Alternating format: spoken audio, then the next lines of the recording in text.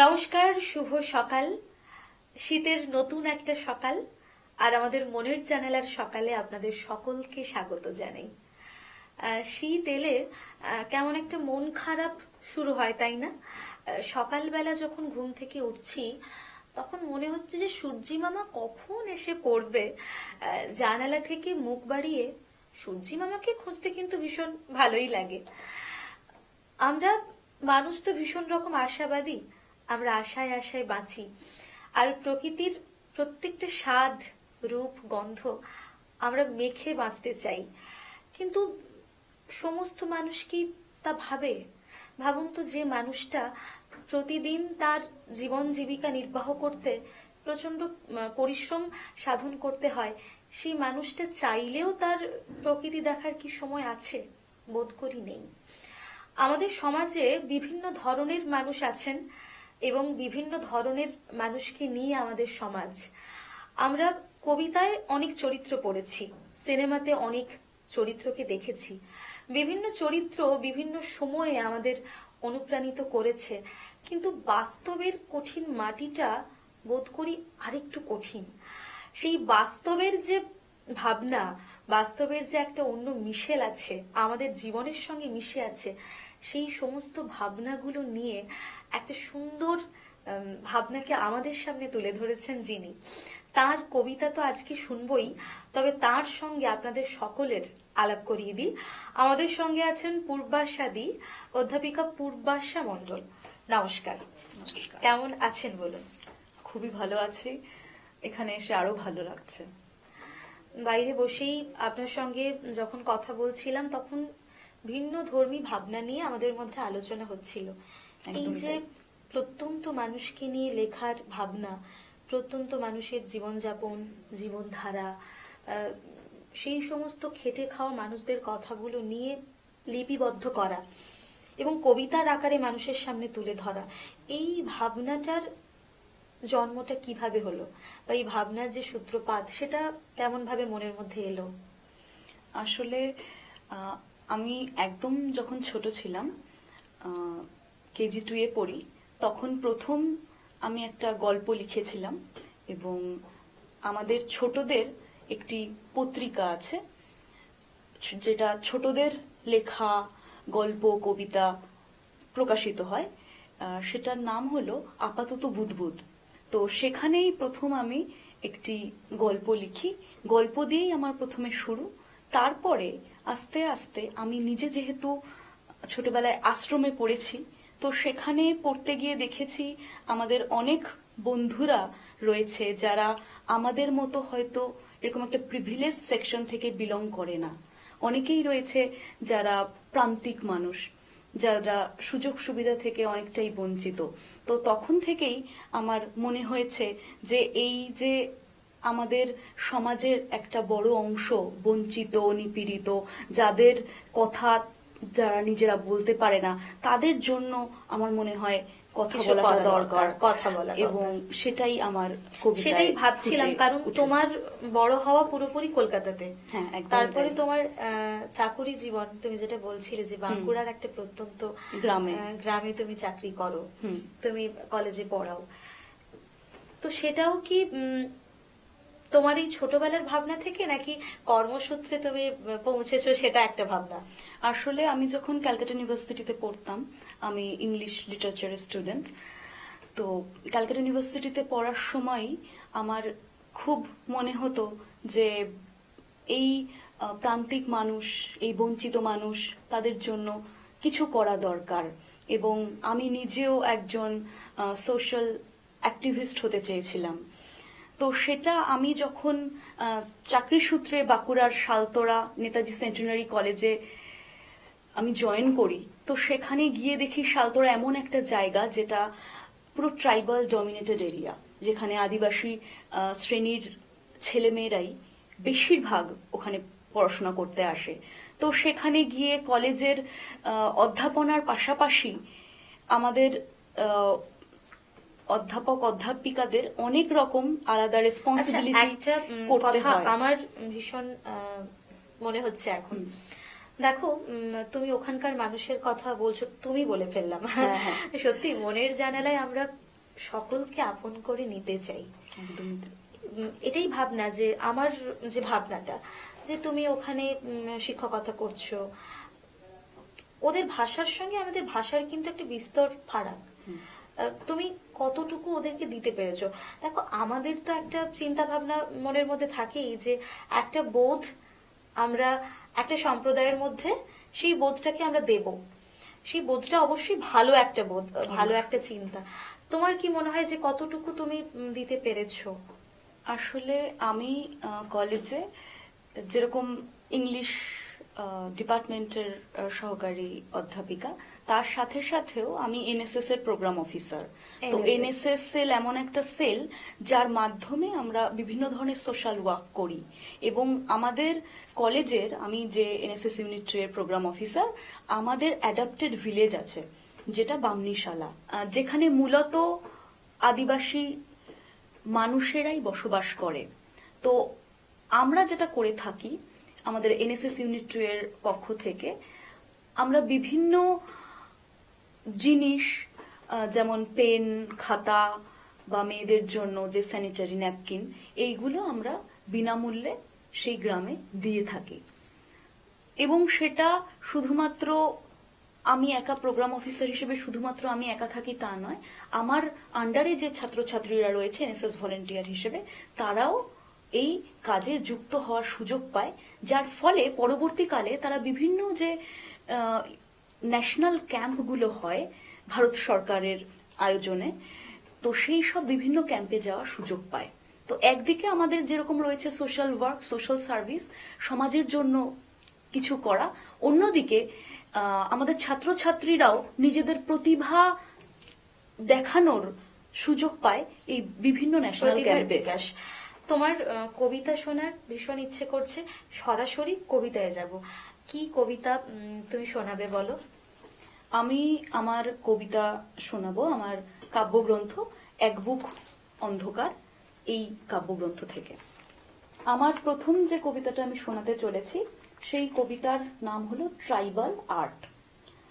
তো tribal art, এই কবিতাটা মূলত আমি লিখেছি আদিবাসী যে মহিলারা প্রত্যেক দিন জ্বালানি কাঠ মাথায় নিয়ে তারা যে প্রত্যেক দিন যায় এবং তারা সার্ভাইভ করার জন্য, তারা জীবন যুদ্ধে জয় করার জন্য তারা যে প্রত্যেক দিন বাড়ি থেকে বেরোয়, তো সেই বিষয়টাকে মাথায় রেখেই আমার এই কবিতা।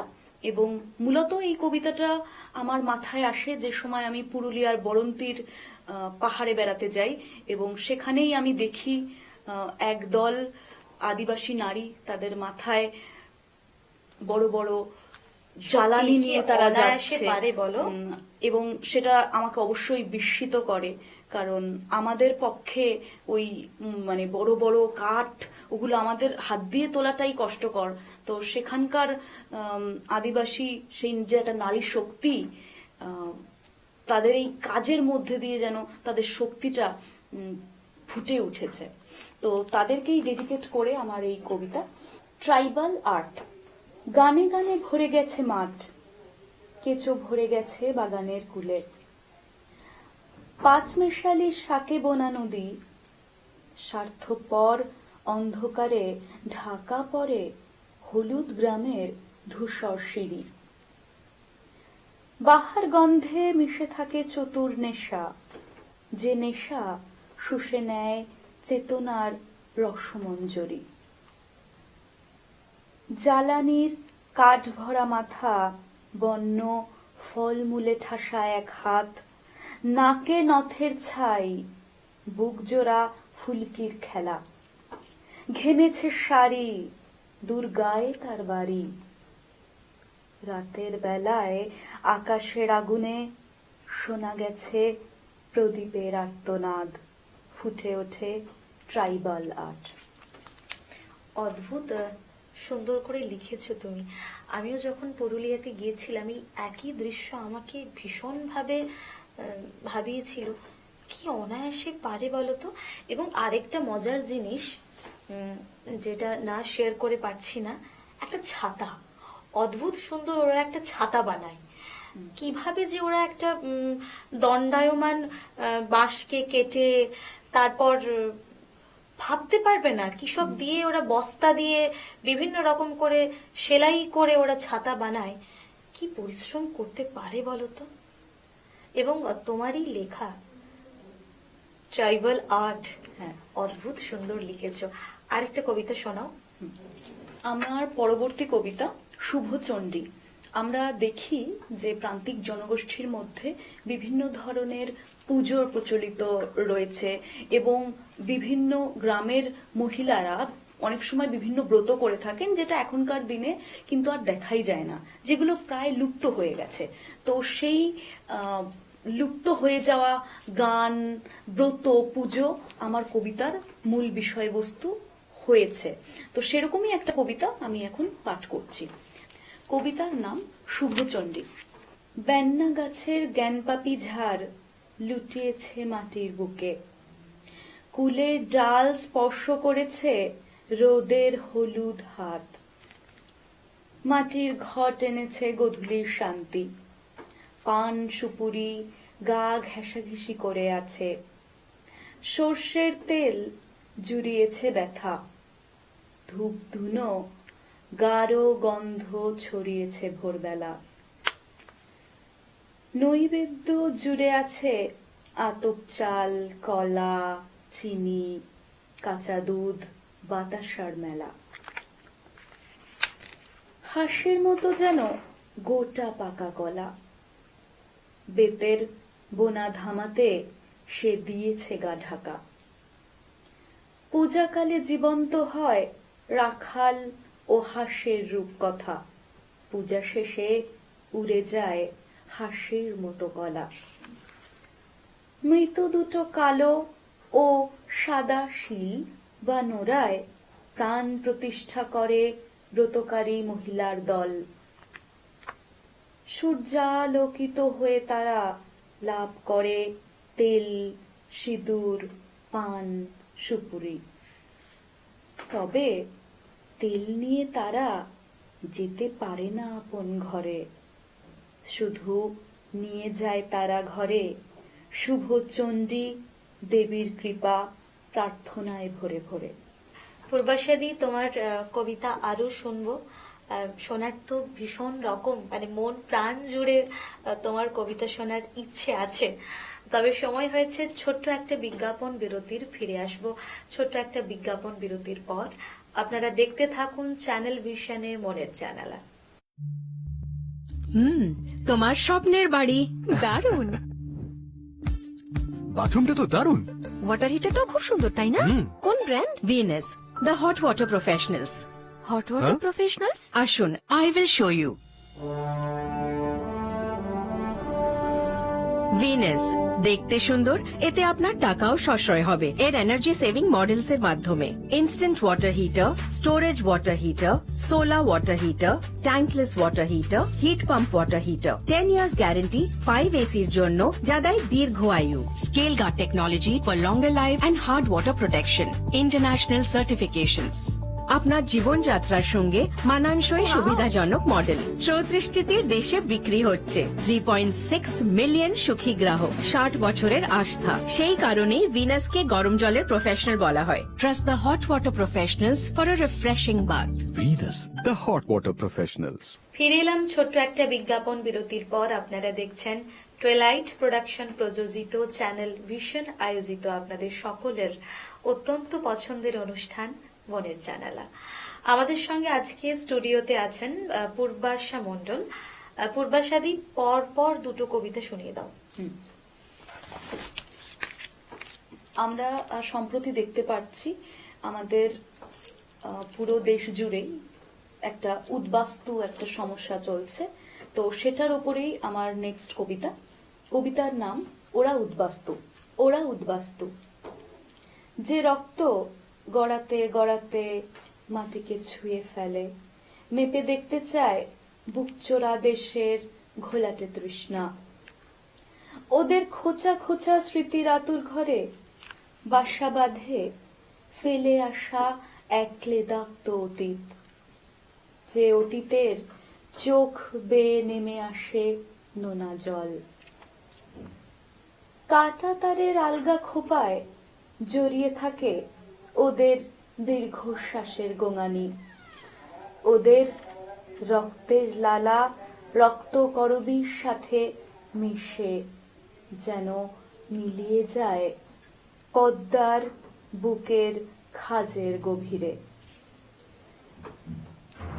উদ্বাস্তু কলোনির ক্যাম্পের পচা চালে ওদের স্বপ্ন লুটোপুটি খায়।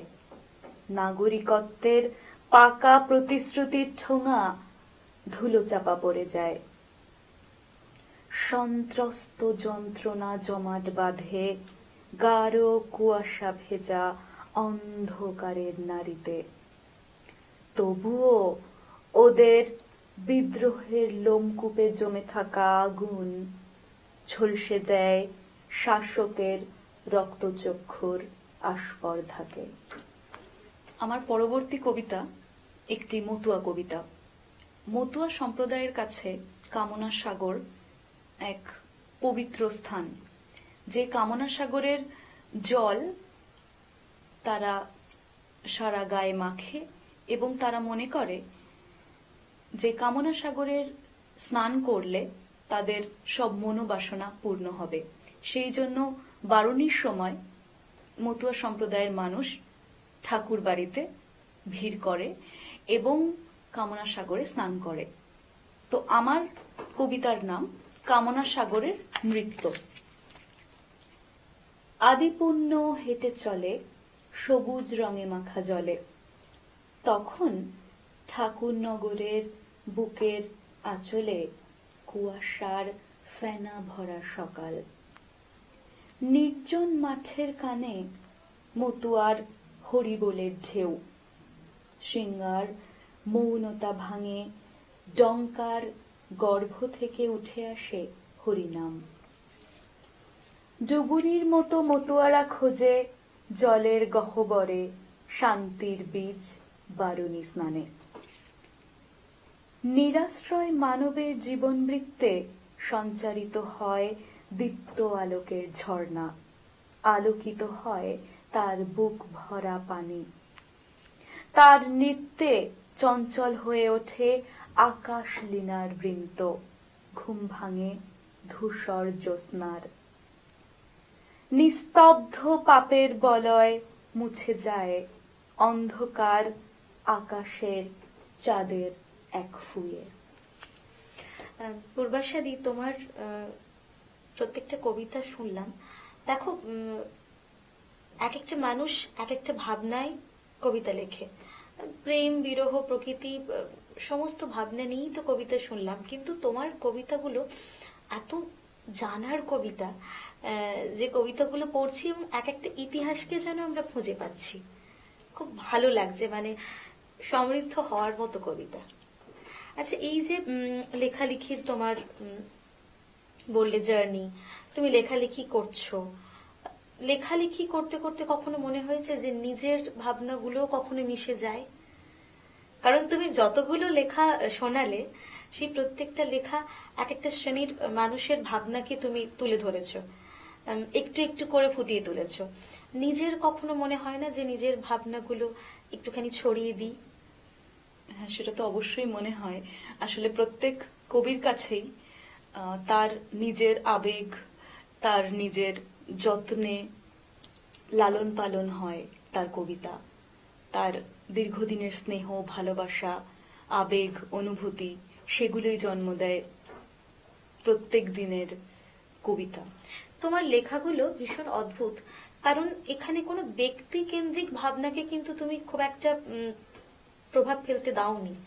তোমার লেখার মধ্যে যেগুলোকে তুমি তুলে ধরেছো, এক একটা মানুষের দিক, এক একটা মানুষ কেমন করে তাদের জীবনটা কাটাচ্ছে, সেই সমস্ত ইতিহাস। সত্যিই তো আমাদের পরবর্তী প্রজন্ম তো সেই দুটো প্রজন্ম আগের মানুষের জীবনশৈলী কিন্তু এই কবিতা থেকে তারা পাবে, এক একটা নিদর্শন বলা যায়। আর কি কবিতা রেখেছো বলো? আমরা দেখতে পাচ্ছি বর্তমান সমাজে নারী নির্যাতনের হার কিন্তু বেড়েই চলেছে। একদিকে আমরা নারী শক্তির পুজো করছি, আমরা সব সময় বলছি যে নারীরা কিন্তু এগিয়ে আছে, আর উইমেন এম্পাওয়ারমেন্টের কথা বলার দরকার নেই।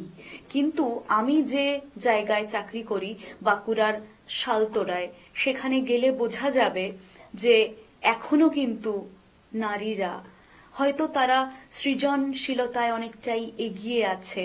বিভিন্ন বাঁকুড়ার যে বিভিন্ন আদিবাসী গ্রাম, সেখানে আমি যখন, এখন বাঁধনা পরব চলছে, বাঁধনা পরব। শীতের সময় হয় বাঁধনা পরব, তো আচ্ছা, সেই এই বিভিন্ন বাদনা পরব নিয়ে একটু জানতে ইচ্ছে করছে, এটা কি?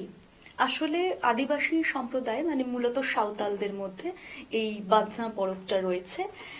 তো এই বাঁধনা পরবে যেটা হয়, আমাদের যেরকম দুর্গাপুজো, তো ওরকমই ওদের কাছে বাঁধনা পরব একটা পরব, আচ্ছা, যেখানে মকর সংক্রান্তি রিলেটেড কিছু কি?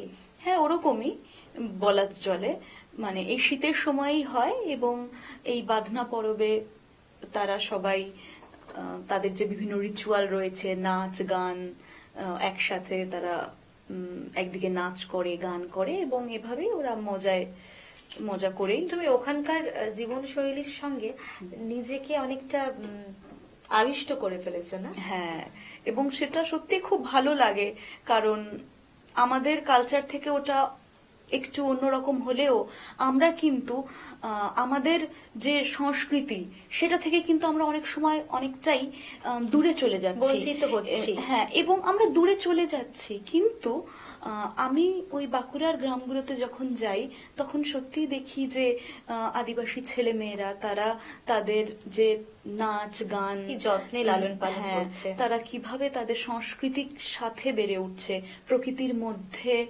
প্রকৃতির সাথে, প্রকৃতির ভালোবাসায়, তাই তো, চলো কিভাবে কবিতায় যাই। বেড়ে উঠছে। তো মেয়েদের যে যন্ত্রণা, মেয়েদের যে নিপীড়ন, মেয়েদের যে ধর্ষণ, এগুলো তো দিন দিন বেড়েই চলেছে। শুধুমাত্র একটা স্টেটে নয়, সারা ভারতবর্ষ জুড়ে আমরা দেখছি নারী নির্যাতন বেড়েই চলেছে। তো সেই বিষয় নিয়েই আমার কবিতা, আমার পরবর্তী কবিতা। নমপাড়ার মেয়েটি। মৃত্যুশীল মাকড়সার জালে ভিড় করে আছে বর্ষার নবাগত জলের হীরক বিন্দু। সুপ্রভাতের পিছুটি কাটে, আলো সঙ্গে করে নিয়ে আসে বাতাসার মতো সাদা ফুল। মরা আগাছার অবাধ্য ছানারা বেড়ে ওঠে জল খেয়ে মাঠের কোলে দুলে দুলে। মাথা নাড়তে নাড়তে জাতকাতর লোকগুলো ঘুমিয়েছে থমথমে কাল সন্ধ্যায়। লোকগুলোর ঘুম ভাঙায়নি তারা খাওয়া হলুদ বোলতার দল, বাসা ভাঙা কালো কোকিলের ডাক, হঠাৎ নিখোঁজ হওয়া নমদের দুরন্ত মেয়ের নামতা। কুয়োর শ্যাওলা ভরা জল নেমেছে মেয়েটির কালো দুই চোখে। টুকরো টুকরো জট বাঁধা রক্ত খেলা ভাঙে তার মিহি শরীরের কোণে কোণে। একটা সময় আমরা পার করলাম, একটা অপূর্ব সকাল তোমার সঙ্গে কাটালাম। এমন শীতের সকালে এমন কিছু প্রাপ্তি যেন আমার জন্য ছিল, বা আমাদের সমস্ত মনের জানালার যে সমস্ত বন্ধুরা এতক্ষণ আমাদের সঙ্গে জুড়ে আছেন, তাদের জন্যই বোধ করি তুমি রেখেছিলে। ভালো থেকো, তুমি সুস্থ থেকো, ভালো কবিতা লেখো। তোমার কবিতায় আমাদের আমাদের সংস্কৃতি, আমাদের জীবনযাত্রা, আমাদের আদিমতার সমস্ত ছাপ মিলেমিশে থাকুক, আর একটা সুন্দর জীবনকে যেন আমরা দেখতে পারি। সেই সঙ্গে আপনারাও ভালো থাকুন, সুস্থ থাকুন। দেখা হবে আগামী এপিসোডে। আপনাদের কিন্তু দেখতে হবে অবশ্যই চ্যানেল ভিশনে মনের জানালা। ধন্যবাদ।